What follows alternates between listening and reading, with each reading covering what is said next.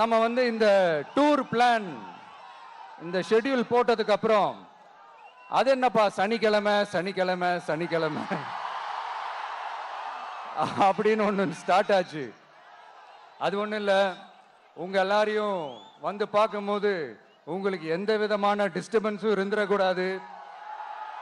முக்கியமா உங்களுடைய வேலைகளுக்கு எந்த விதமான டிஸ்டர்பன்ஸும் இருந்துடக்கூடாது அப்படின்ற ஒரே காரணத்துக்காக தான் இப்படி வீக்கெண்டா பார்த்து இப்படி இந்த பிளானை ஷெட்யூல் பண்ணோம். லீவு நாட்கள்ல ஓய்வு நாட்கள்ல வரணும்ன்றதான் அந்த எண்ணமே. அது மட்டும் இல்ல, அரசியல்ல சில பேருக்கு நம்ம ஓய்வும் கொடுக்கணும் இல்லையா?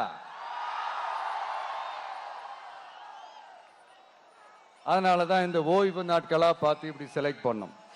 சரி, இப்போ நம்ம மக்களை சந்திக்கிறதுக்கு, நம்ம சொந்தங்களை சந்திக்கிறதுக்கு எத்தனை கட்டுப்பாடுங்க.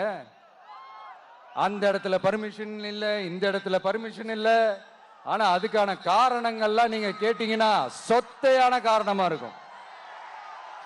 அங்க பேசக்கூடாது, இங்க பேசக்கூடாது, 5 நிமிஷம் தான் பேசணும், 10 நிமிஷம் தான் பேசணும். நான் பேசுறதே 3 நிமிஷம் தான். அதுலயும் அது பேசக்கூடாது, இதை பேசக்கூடாதுன்னு சொன்னா அப்புறம் தான் எதை தான் பேசுறது.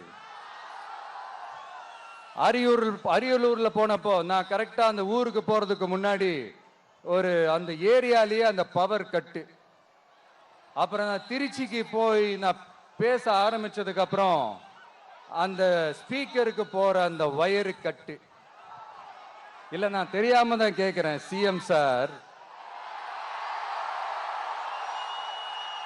ஃபார் எக்ஸாம்பிள், இப்போ ஒரு ஆர்எஸ்எஸ் தலைவர் இங்க வராருன்னு வச்சுக்கோங்க, இல்ல நம்ம பிரதமர் மோடிஜி அவர்களோ இல்ல உள்துறை அமைச்சரோ இங்க வராருன்னு வச்சுக்கோங்க.